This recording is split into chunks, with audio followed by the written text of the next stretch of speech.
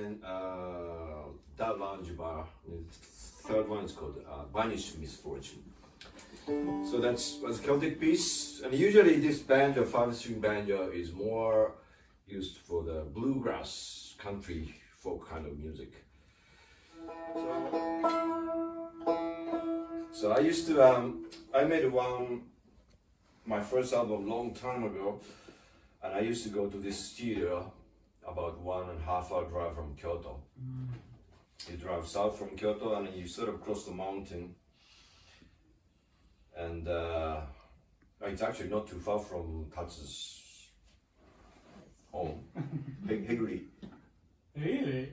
South of Nara, my hometown. And so if you go down, you cross the mountain and you go down the pass, and you see this village, and then it was late autumn, and it was cold, cloudy day, and a little bit of rain, and I saw this one old farmhouse, and looks like nobody was living there, and then there's just one persimmon tree there. You know persimmon?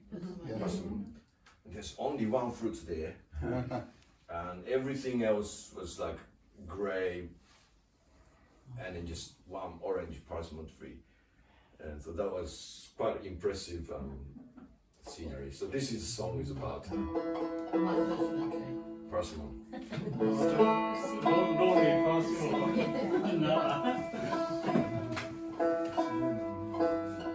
So a persimmon in Japanese is kaki, and so persimmon fruit is kaki no mi. So that's the title of this song, kaki no mi.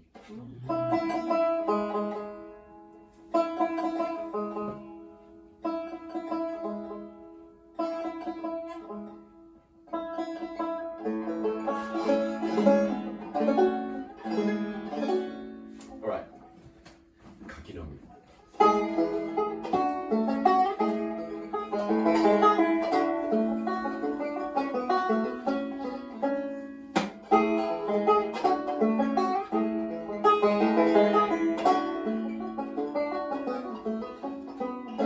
Kaki no mi光るよ冷たい雨に濡れ田舎のあばらや岩の木に一つだけ峠を降りてきて見つけた君へのお土産はこの手には届かないから雨に濡れて光っているだけ柿の実光るよ田舎のあばら屋の庭の木に一つ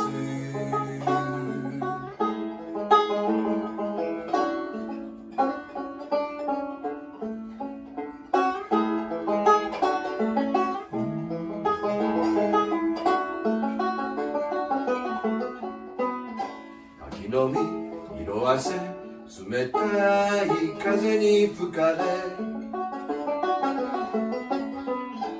田舎のあばらや岩の木に一つだけ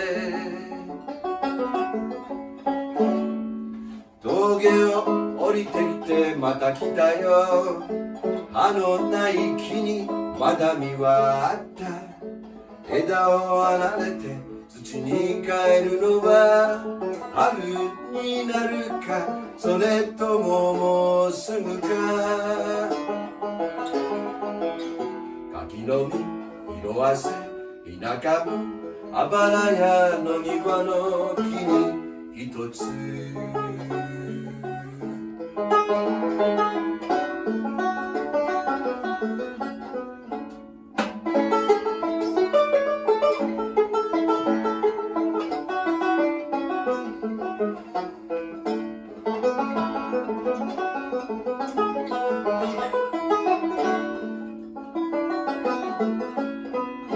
柿の実干からび冷たい霜がついて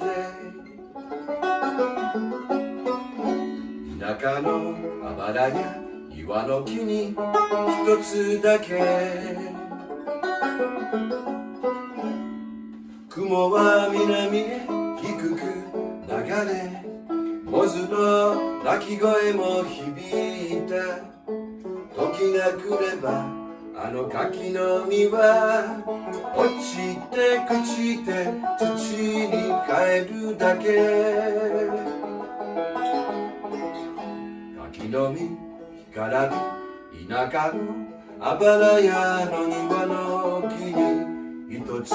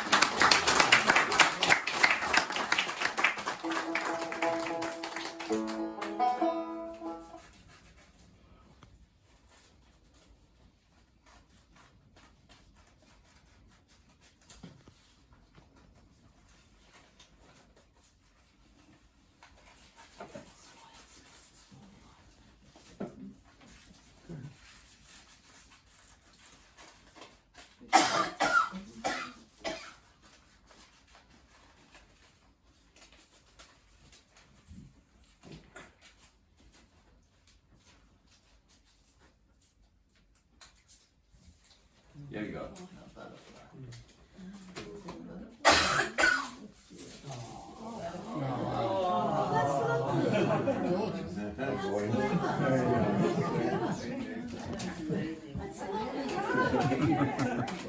Very nice. So I tried to do my original things with the banjo and sing to it. So this one, next one is one I wrote about 10 years ago down in Tasmania where I live. In Tasmania, you know, springtime you get really gutsy, strong wind coming, and it's really strong, and it's actually really unpleasant. Really, I really don't like it. But then I sort of got some image from that, and then made this tune called Spring Wind.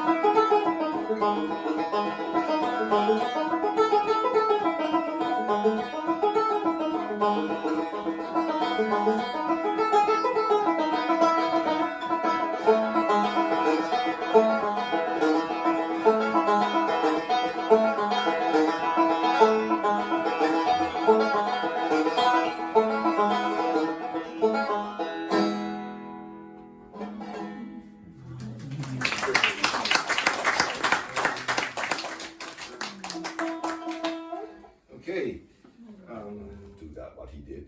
But this is one of the most successful songs of him, and most people even don't know about him because it's played by more well-known pop singers and stuff.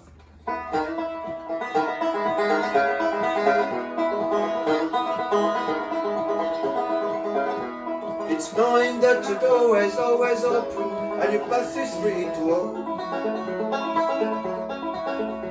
That makes me tend to leave my sleeping bag, roll up in stash behind the couch.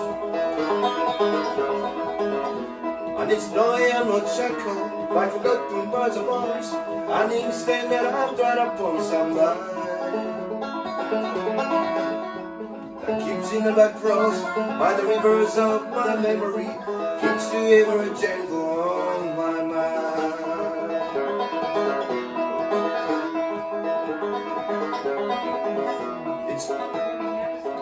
It's not clinging to the rocks and ivy, planted on the columns that abide me,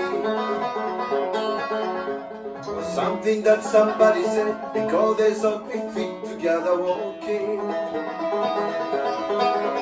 It's just knowing that I would not be cursing or forgiving when I walk along some railroad track and find keeps in the back rows by the rivers of my memory, for hours you just gentle on my mind.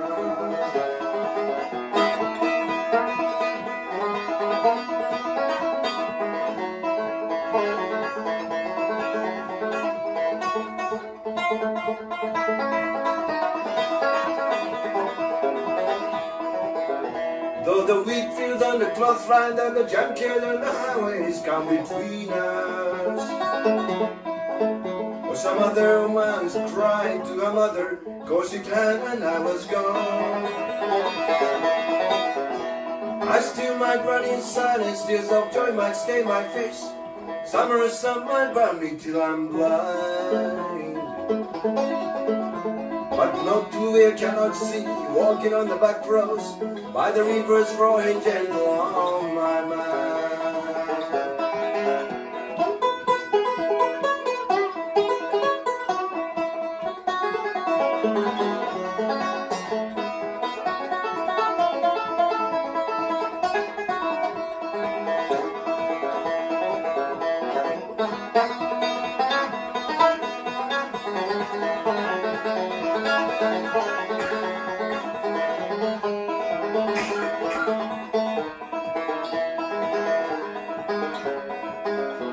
I dip my cup of soup back from the garden, cracking cotton in some train yard.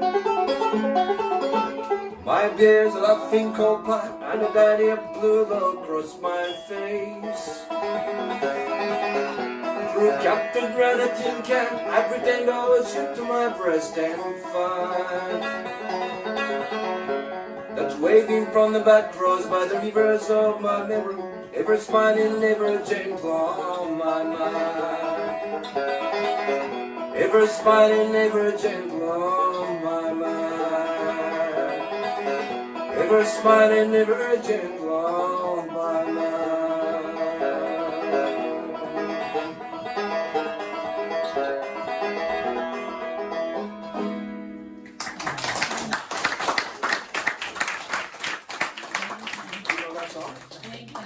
Yeah, Glenn Campbell made a big hit. Oh yeah. And but so many people record.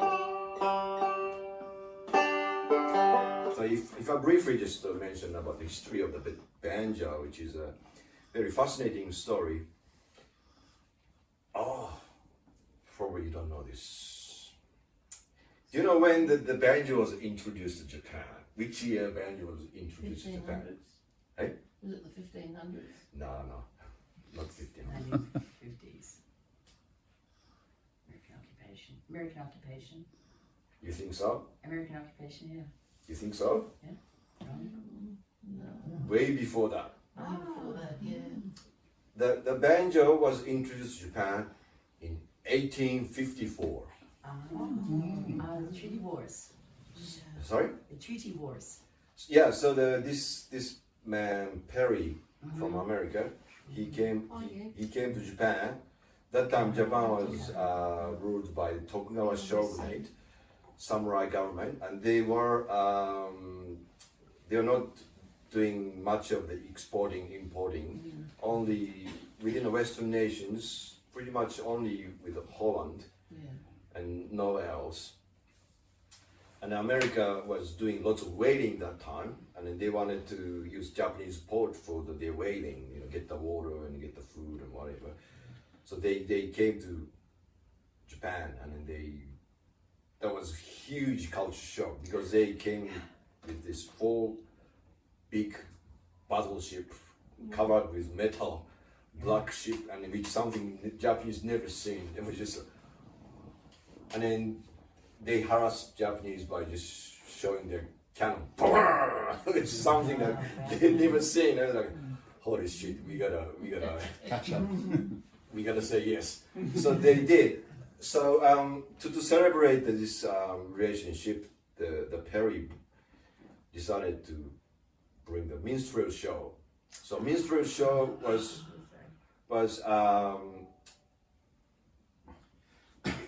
look back now, it's a very racist entertainment. The white person painted their face black and making fun of black people. But that was a really big thing to introduce banjo to so many parts of the world, including Australia, England, Europe, of course in America. So banjo was such a strong connection to the minstrel show. And in that ended up, any of the black person, they of course hated. So black person stopped playing banjo. So that's why it became, this is a strange thing. The banjo came from Africa, but you have more image of this white guy playing banjo. How did that happen? So this is how it happened. So anyway, so the Perry brought this minstrel show, which was actually not the real minstrel show. He actually managed to the people working on a boat, let them play the music. Somehow they do the good enough job. I mean, it's pretty amazing. One of my friends living in Yokohama, where they came, you can find the program. You can see the exact program and what song they played. Yankee Doodle Dandy and Swanee River and all. So it's pretty amazing. So anyway, 1854 was the introduction of the banjo to Japan. And you imagine they doing minstrel show, all these samurai sitting here like and not used to the instruments either. bizarre.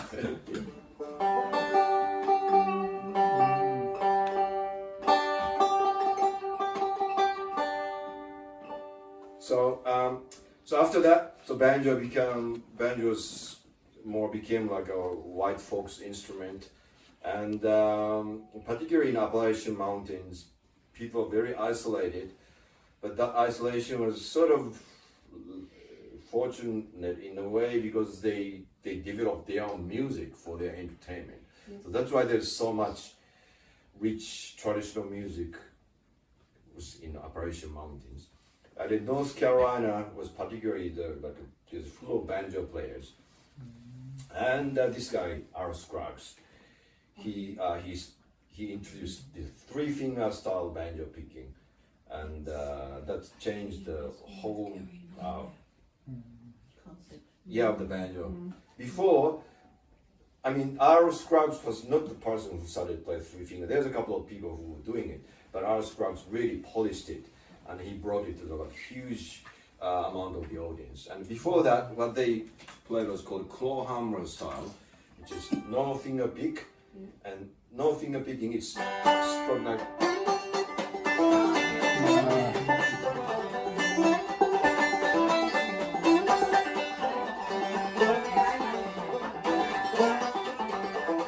Like that. I mean, this has its own beauty. I love this style as well, but I'm not good at it because I'm mainly this player.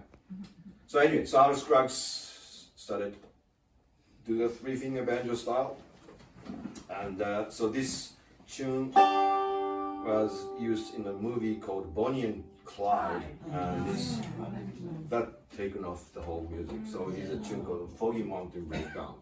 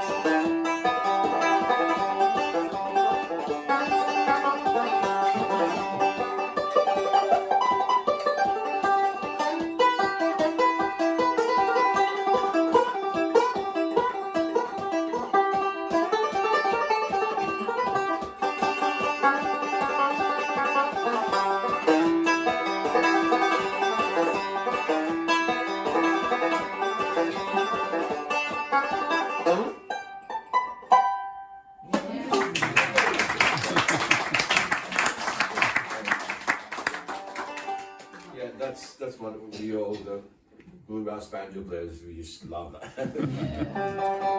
Yeah.